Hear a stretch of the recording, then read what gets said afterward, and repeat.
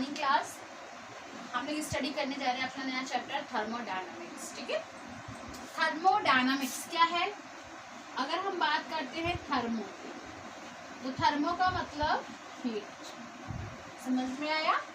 और डायनामिक का मतलब क्या हो गया? डायनामिक का मतलब हम बोल सकते हैं मूवमेंट, या फिर हम यहाँ पे हीट की बात कर रहे हैं तो एक्सचेंज। ठीक है, तो थर्मोडायनामिक का मतलब हो गया हीट का मूवमेंट, हीट का एक्सचेंज होना। ठीक है, जो डायनामिक में हो, तो हीट का एक्सचेंज है, हीट का जो मूवमेंट है जिसके बारे में हम स्टडी करते हैं वो हमारा थर्मोडायनामिक्स कहलाता है। ठीक है, अब यहाँ पर क्या है कि इसके हमारे कुछ बेसिक चीज़ें हैं जिसको हम जान ले तो ज़्यादा बेटर है। कि सबसे पहले हम बात करते हैं, एक होता है हमारा सिस्टम, दूसरा होता है हमारा सराउंडिंग्स, और थर्ड होता है हमारा बाउंड्री। अब इसको हम कैसे समझे, होता है क्या सिस्टम, सराउंडिंग और बाउंड्री होती क्या है? हम बात करें सिस्टम होता है, मोस्टली हम बात करते हैं सिस्टम की, सिस्टम के ऊपर ही हम सारी बातें करते हैं कि सिस्टम हमारा स्टेट है, सिस्टम हमारा मूवमेंट में है। तो ये सिस्टम है क्या चीज़? कोई एक हमारा मैटर है, क्या चीज़ है सिस्टम? ये सिस्टम की अगर हम बात करते हैं तो सिस्टम हमारा पूरी यूनिवर्स में कुछ भी हो सकता है। मान लीजिए ये आपका एक पूरा यूनिवर्स है, समझ में आया? पूरा यूनिवर्स है।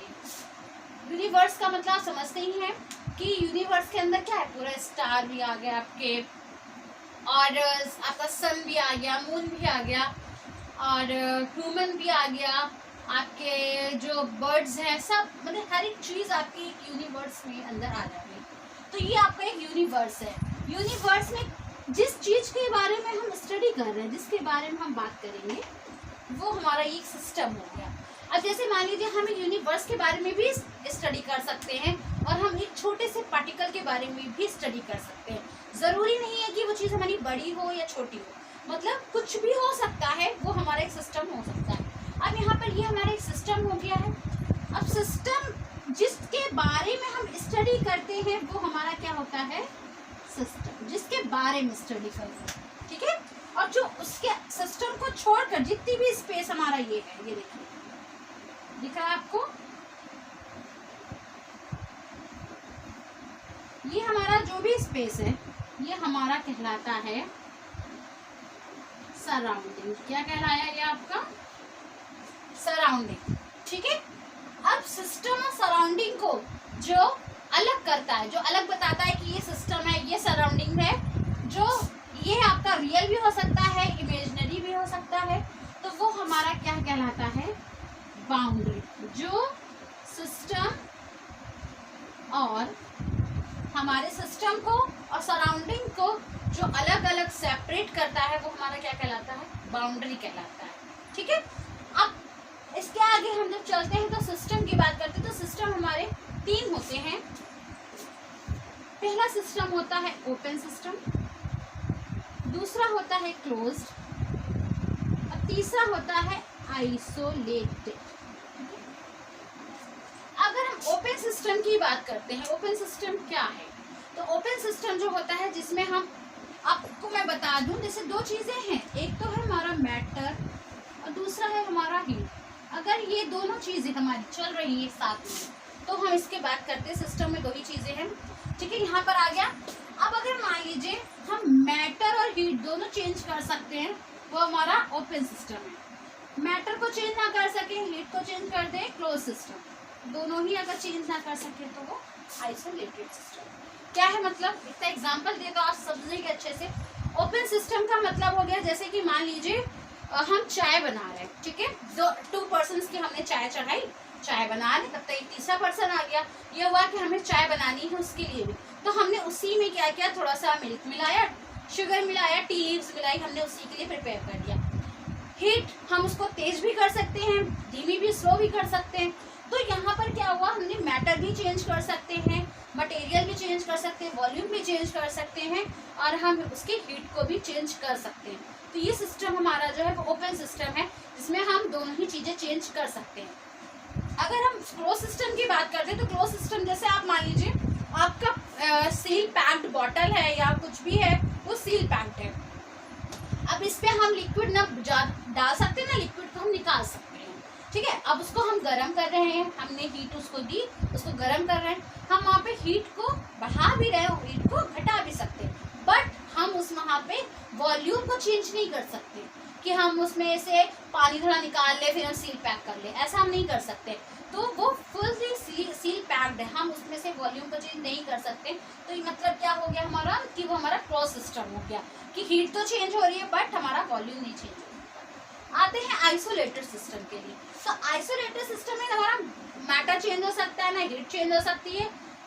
अब हम बात करते हैं ऐसे बहुत सारे, हम ऐसा अभी पूरे यूनिवर्स में अगर हम बात करते हैं तो ऐसी कोई सी चीज आइसोलेटेड नहीं है जिसका हम एग्जांपल आपको दे सके कि वो आपका आइसोलेटेड है। एज अ यूनिवर्स की अगर हम बात करते हैं तो यूनिवर्स को एज अ आइसोलेटेड कंसीडर किया गया है। क्यों कंसीडर किया गया? क्योंकि यहाँ पर है हीट एब्जॉर्ब भी हो रही है, हीट लूज भी हो रही है, हीट गेन भी हो रही है, सब कुछ हो रहा है, बट वो हीट कहीं और नहीं जा रही, वो आपकी यूनिवर्स के अंदर ही है, हीट बाहर तो नहीं जा रही है। तो ये इसलिए हम कह सकते हैं कि यूनिवर्स एक हमारा आइसोलेटेड सिस्टम है। अब इसका एक स्पेशली कोई एग्जांपल नहीं हो सकता है कि आइसोलेटेड ये कहला रहा है, ठीक है। तो यहाँ पर हम अगर आइसोलेटेड की बात करते हैं तो ये हमारा आइसोलेटेड में आ गया, ठीक है। उसके बाद हमारा है होमोजीनियस और हेट्रोजीनियस। और होमोजीनियस हेट्रोजीनियस की अगर हम बात करते हैं तो होमोजीनियस, आपने ये चीज सॉल्यूशन में भी पढ़ी है कि होमोजीनियस या मिक्सचर में भी पढ़ी है, होमोजीनियस और हेट्रोजीनियस। अगर होमोजीनियस की बात करते हैं तो होमोजीनियस सिस्टम वो होता है जो सिस्टम केवल एक ही फेस में बना हुआ होता है, वो सिस्टम हमारा होमोजीनियस सिस्टम कहलाता है। और हेट्रोजीनियस सिस्टम वो सिस्टम होता है जो हमारा डिफरेंट दो या दो से ज़्यादा फेजेस से बना हुआ होता है, या हम कह सकते हैं दो या दो से चार चीज़ों से ज़्यादा मिल करके बना होता है। मिल करके तो हम होमोजीनियस को भी बोलते हैं, बट उनमें फेज सेम होती है, यहाँ पर फेज अलग अलग होती है। जैसे होमोजीनियस में एयर है, एयर हमारा इसका अच्छा एग्जांपल है कि एयर में हमारा ऑक्सीजन भी होता है, नाइट्रोजन भी होता है, कार्बन डाइऑक्साइड भी, बट ये सारी क्या है एक गैसेस के फॉर्म में है, इसलिए कि हमारा एक होमोजीनियस मिक्सचर हो गया। अब हम हेट्रोजीनियस मिक्सचर की बात करते हैं, हेट्रोजीनियस में आपका लिक्विड भी हो सकता है, विद सॉलिड्स हो सकते हैं। जैसे हमने वाटर ले लिया कि MnO4 ले लिया, अब इन दोनों को हमने डिसॉल्व किया तो ये दोनों क्या हो गए, एक हमारा लिक्विड स्टेट में था, एक हमारा सॉलिड स्टेट में था, तो वो हमारा हेट्रोजीनियस हो गया, ठीक है। तो ये हमारा एक होमोजीनियस मिक्सचर और एक हेट्रोजीनियस मिक्सचर, ये चीज़ें होती हैं। उसके बाद अगर हम बात आते हैं तो आता है हमारा एक, हमने आपको इंटेंसिव और एक्सटेंसिव बताया, इंटेंसिव और एक्सटेंसिव क्या है, यहाँ ध्यान से देखिए। कुछ चीज़ें होती हैं इंटेंसिव जो है वो हमारी अगर प्रॉपर्टीज पे डिपेंड ना हो, और या मैटर को चेंज कर रहे हैं तो वो डिपेंड ना हो, मैटर क्वांटिटी पे डिपेंड नहीं है, ठीक है। और ये जो है प्रॉपर्टी है, जो इंटेंसिव की प्रॉपर्टी क्वांटिटी पे डिपेंड, क्वांटिटी पे डिपेंड नहीं करती और ये क्वांटिटी पे डिपेंड करती है। हम ऐसे आपको समझा सकते हैं, देखिए ये एक बॉक्स है, ठीक है, इस बॉक्स में प्रेशर भी होगा, वॉल्यूम भी है और टेम्परेचर भी, इसमें गैस भरी हुई है केवल और कुछ नहीं है, ठीक है। इसके बिल्कुल मिडिल में एक हमने बॉक्स को कट करने के लिए कुछ एक समला रखा है, लगा रखा है, बिल्कुल मिडिल में है वो चीज़, ठीक है। अब समझिए अगर हमने इसको यहाँ पे ऐसे फटाक से इसको ऐसे इसके नीचे ऐसे कट कर दिया, ठीक है, आपने यहाँ पर इसको कट किया तो इसका वॉल्यूम, यहाँ पर मान लीजिए एक स्टिक लगी हुई है, वो स्टिक जब नीचे आ गई तो इसका वॉल्यूम V/2 हो गया, इसका वॉल्यूम V/2। अभी तक इसके पूरे का वॉल्यूम V था, ठीक है, क्योंकि एक कंटेनर है, इसका वॉल्यूम V है, तो अगर कंटेनर में गैस भरी हुई है तो उसका भी वॉल्यूम V ही होगा, उतना ही भरा होगा। प्रेशर P था, टेम्परेचर T था। अब आप ये बताएंगे कि जब हमने इसको कट किया तो वॉल्यूम तो चेंज हो गया, क्या प्रेशर भी आधा आधा हो जाएगा, टेम्परेचर भी आधा आधा होगा? ऐसा नहीं है। या फिर आप ऐसे समझिए कि हम वाटर का जो टेम्परेचर होता है, हमें पता है बॉइलिंग टेम्परेचर इसका 100 डिग्री सेल्सियस होता है। अब अगर हम 1 लीटर वाटर को हम हीट कर रहे हैं तो उसका वॉल्यूम, उसका जो बॉइलिंग पॉइंट है वो 100 डिग्री सेल्सियस है। क्या अगर हम उसमें से आधा पानी निकाल दें, हम उसमें से 500 ml पानी निकाल दें और बचा 500 ml पानी को हम गर्म करते हैं तो क्या उसका टेम्परेचर बदल जाता है? तो आप सबको पता है ऐसा नहीं होता, टेम्परेचर नहीं बदलता है। वाटर का टेम्परेचर 100 डिग्री सेल्सियस जो बॉइलिंग पॉइंट है वो वही रहता है। तो वही चीज़ है कि जो हमारा चेंज हो गया V/2, ये हमारा क्या हो गया, वॉल्यूम एक्सटेंसिव हो गया, और ये हमारा, और जो प्रेशर और टेम्परेचर है वो हमारा इंटेंसिव हो गया। तो जो चेंज हो जाता है वो हमारा एक्सटेंसिव होता है, जो चेंज नहीं होता वो हमारा इंटेंसिव होता है।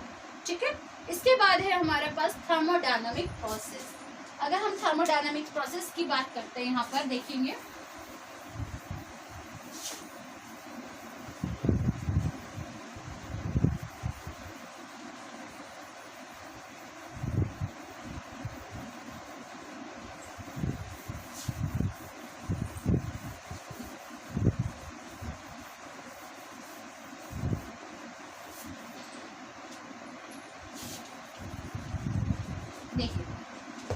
अगर हम बात करते हैं थर्मोडायनामिक प्रोसेस की, ठीक है,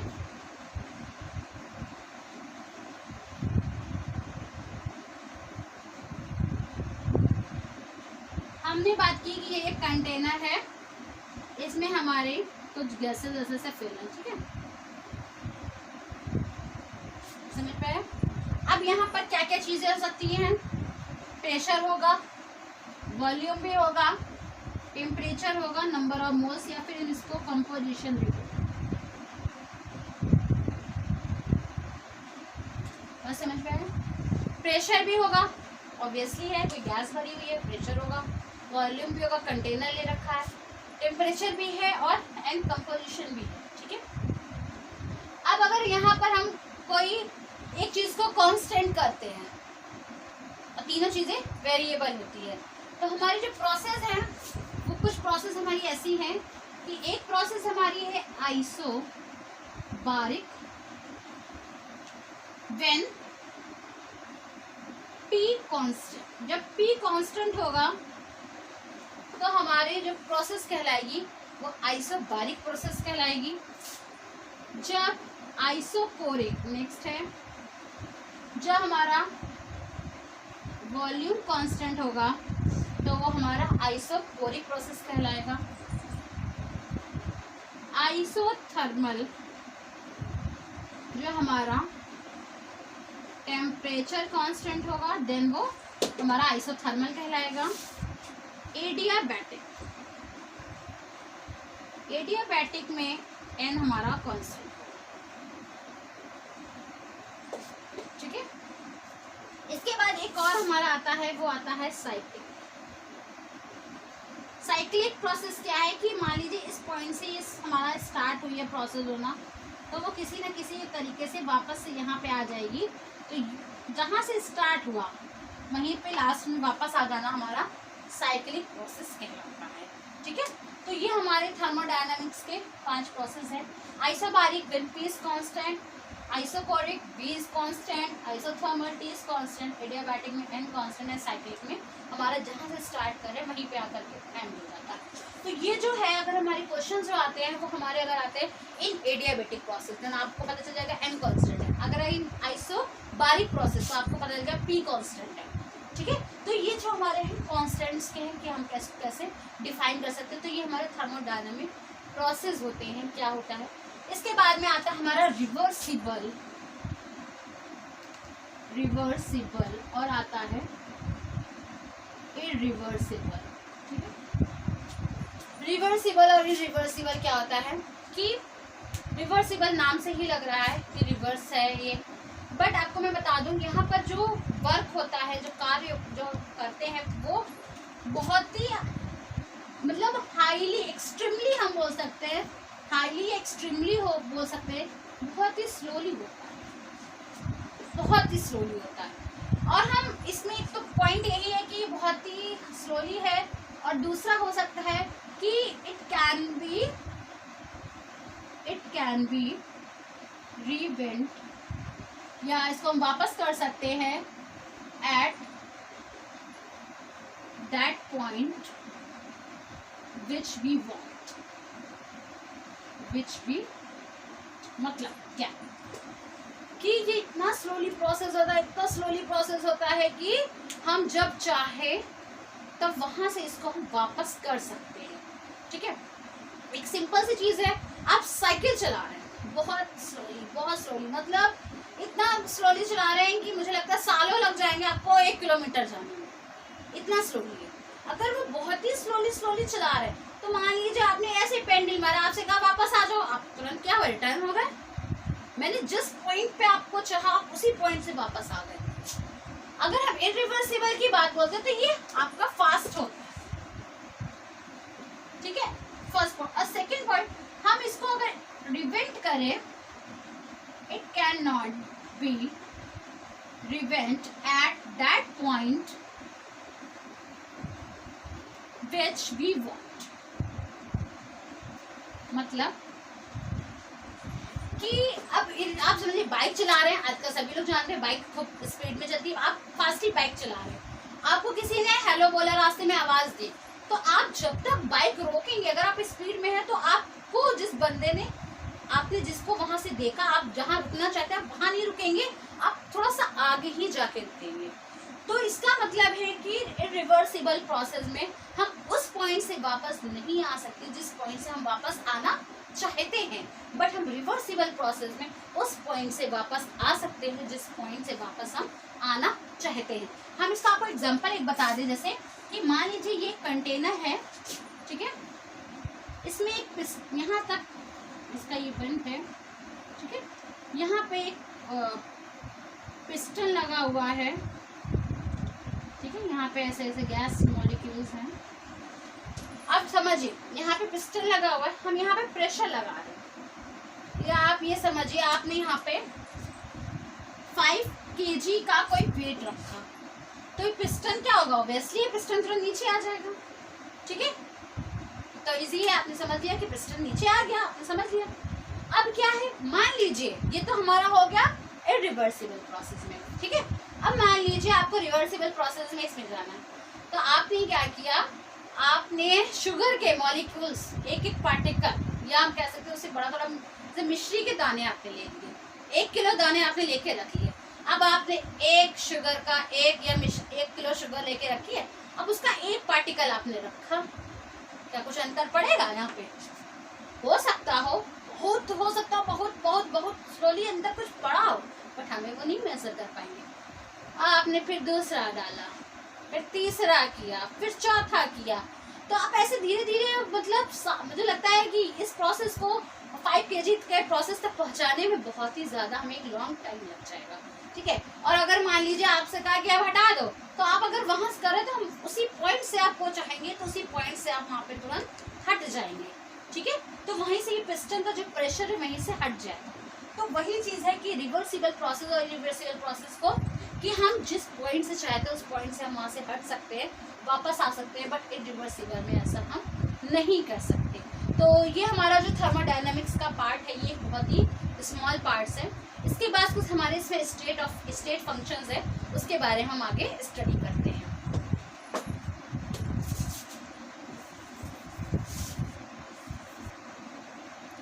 ठीक है, तो हम लोग बात करते हैं, हमने आपको बताया स्टेट फंक्शन। स्टेट फंक्शन में हमारा आता है, सबसे पहले अगर हम बात करते हैं इंटरनल एनर्जी। इंटरनल एनर्जी क्या है?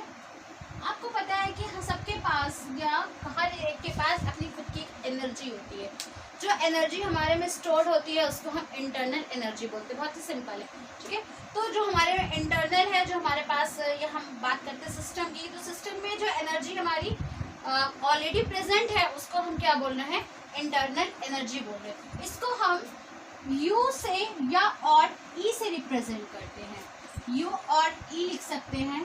ठीक है, यू और ई से रिप्रेजेंट करते हैं। अगर हम डिफरेंस की बात करते हैं तो ये U2 माइनस U1 और E2 माइनस E1 हो जाता है। तो यहाँ पर हम डेल्टा U और डेल्टा E जो हमारा रिजल्टिंग रहता है, रिजल्टिंग इंटरनल एनर्जी है, उसको हम यहाँ पर जो सिस्टम की पूरी हम बात करेंगे उसके लिए हम डेल्टा U या डेल्टा E की हम बात करते हैं। ठीक है, तो हम स्टार्टिंग जो करते हैं आपका सबसे पहले कि हमारे पास कोई सिस्टम होता है, उसी की हम बात करते हैं। तो हम सिस्टम की बात कर रहे हैं कि मान लीजिए ये आपका एक सिस्टम है। ठीक है। यहाँ पर ये आपका यहाँ से आपको बंद किया गया है, यहाँ एक पिस्टन लगा हुआ है, आपका पिस्टन है, ठीक है।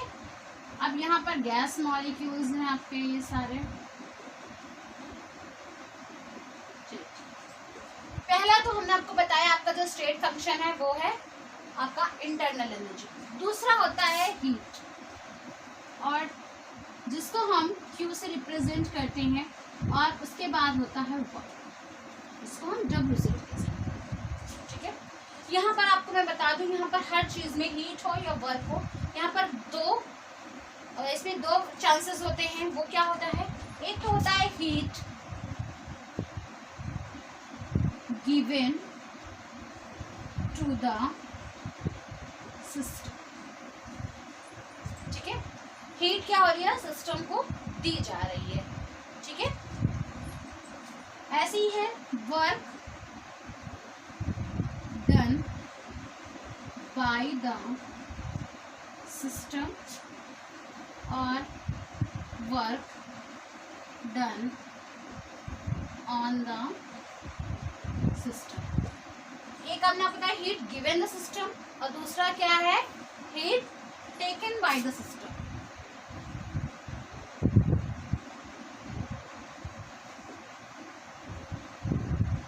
अब देखिए यहाँ पर क्या है ये सारी चीजें। अगर हम सबसे पहले देखिए, मान लीजिए वर्क की बात करते हैं। अब ये समझिए, यहाँ पर अगर ये प्रेशर है, अभी तो ये पूरा क्या है, यहाँ पर ये प्रेशर जो है वो एक्सटर्नल है, यहाँ पर प्रेशर P है, ठीक है। अब यहाँ पे अगर हम कुछ प्रेशर लगाएंगे, प्रेशर लगाने से क्या होगा, वॉल्यूम कम हो जाएगा, ये नीचे दबेगा, वॉल्यूम कम होगा। प्रेशर हटाएंगे, वॉल्यूम बढ़ जाएगा, मतलब इक्वल हो जाएगा। फिर हम प्रेशर लगाएंगे तो वॉल्यूम कम होगा, प्रेशर हटाएंगे तो वॉल्यूम बढ़ेगा। यहाँ पर हम प्रेशर चेंज कर सकते हैं, टेम्परेचर चेंज कर सकते हैं, बट हमने यहाँ पे इसको पूरा बंद कर रखा है ताकि गैस के जो मॉलिक्यूल्स है वो बाहर ना निकले, ठीक है। तो ये हमारा पूरा एक सिस्टम है जिसके बारे में हम स्टडी कर रहे हैं। अब आप ऐसे समझिए, जब हम पिस्टन को नीचे करेंगे, ठीक है, पिस्टन को जब हम नीचे करेंगे तो ये जो मॉलिक्यूल है वो क्या करेंगे, कोशिश करेंगे ऊपर उठने की, ठीक है।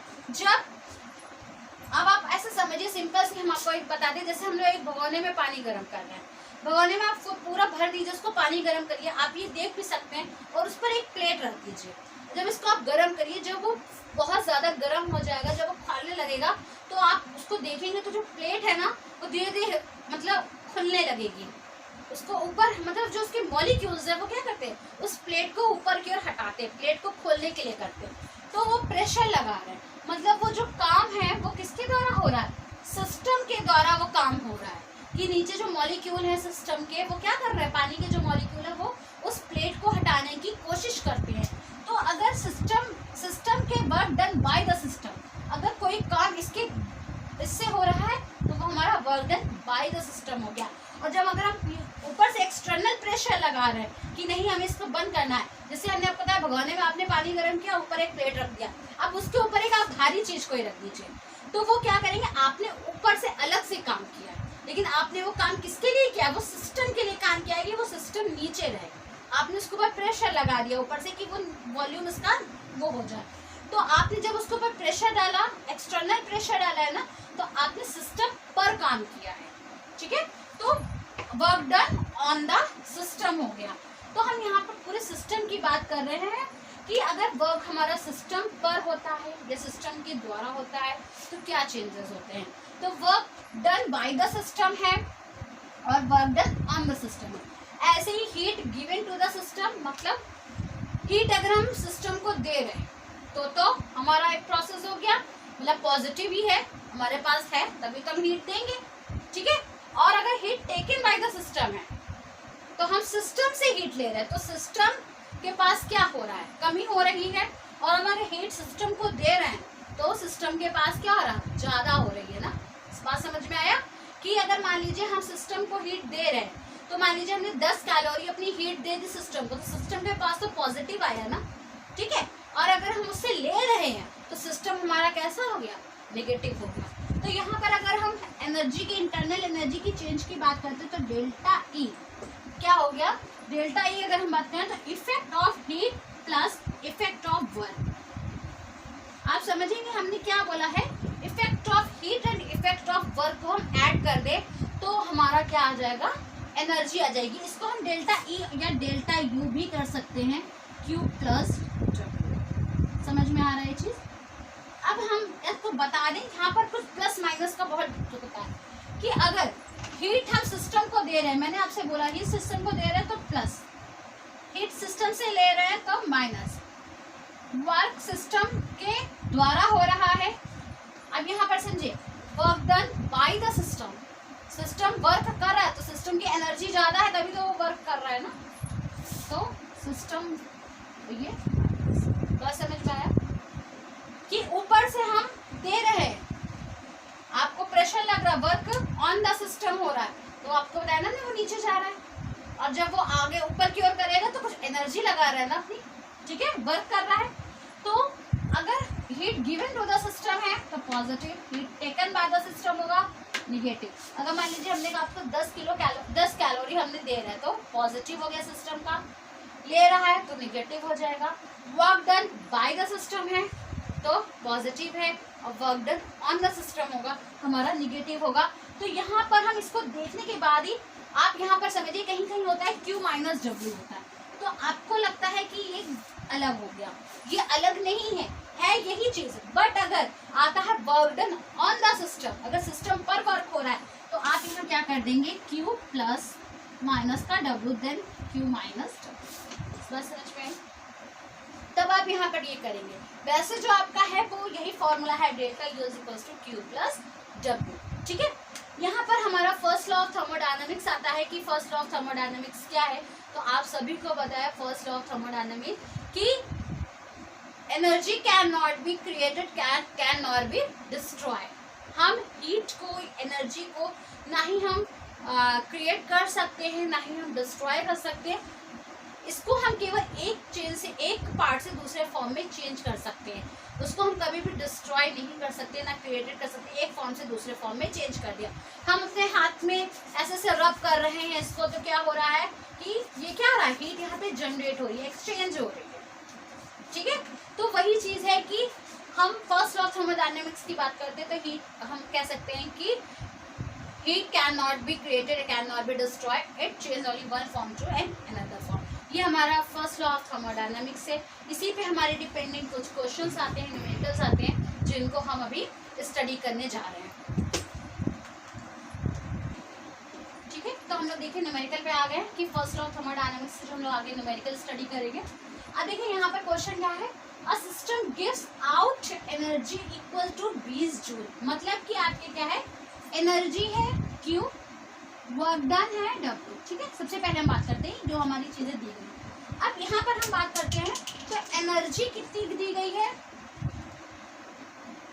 20 जूल, और work done on the system कितना है, 40, ठीक है। अब इसमें से थोड़ा सा ये समझने वाला है, सबसे पहला कि जो हमने आपको साइन का इफेक्ट की बात की थी, साइन क्या होगा। अब यहाँ पर साइन की अगर हम बात करते हैं तो सिस्टम गिव्स एनर्जी, ठीक है, सिस्टम क्या कर रहा है, एनर्जी दे रहा है, ठीक है। तो सिस्टम अगर एनर्जी दे रहा है तो सिस्टम में एनर्जी की क्या हो रही, कमी हो रही है। बात समझ में आया, सिस्टम एनर्जी दे रहा है तो ऑब्वियसली है एनर्जी हम देंगे तो हमारी एनर्जी की कमी होगी, सामने वाली की एनर्जी बढ़ेगी ना। तो यहाँ पर माइनस माइनस की आपको समझ में आ गया। अब वर्क की हम बात करें, work done on the surrounding, system नहीं है इसलिए याद रखिएगा, work done on the surrounding, ठीक है। अगर तो यहाँ पर सराउंडिंग जब होगा तो यहाँ पर माइनस हो जाएगा, अगर work done on the system होता तो पॉजिटिव होता, लेकिन वर्क डन ऑन सराउंडिंग हो रहा है ना, तो यहाँ पर आपका माइनस हो गया। अब हम डेल्टा यू की बात करते हैं, इंटरनल एनर्जी निकालनी है, तो ये क्या हो गया, Q प्लस डब्ल्यू, तो -20 - 40 इज इक्वल्स टू -60। समझ में आ रहा है, बहुत सिंपल। अब यहाँ पर आप Q प्लस डब्ल्यू करेंगे तो भी 60 ही आएगा, बट यहाँ पर माइनस और प्लस का है कि इंटरनल एनर्जी कितनी है, -60 जूल आएगी, ठीक है। अब अगर हम दूसरे क्वेश्चन की बात करते हैं यहाँ पे लिखा अ सिस्टम एब्जॉर्ब, यहाँ पर क्या था गिव्स। आप बात समझ रहे होंगे कि यहाँ पर अगर हम Q और W की बात करें तो ये है 500 और ये है 200, ठीक है। लेकिन यहाँ पर क्या है, सिस्टम एब्जॉर्ब कर रहा है, हम अब एब्जॉर्ब कर रहे हैं एनर्जी, तो हमारी एनर्जी क्या हो रही, बढ़ रही है, तो प्लस हो गया। और यहाँ पर वर्किंग ऑन सराउंडिंग, वही चीज है, यहाँ पर भी सराउंडिंग था, यहाँ पर भी सराउंडिंग है, तो वर्किंग ऑन सराउंडिंग है तो माइनस हो गया। अब delta U internal energy Q plus W plus 500 minus का 200 इज इक्वल टू प्लस का 300 जूल। ये हम प्लस साइन इसमें नहीं लगाए तो अभी कोई हमें इफेक्ट नहीं है, तो आंसर कितना आ गया 300 जूल।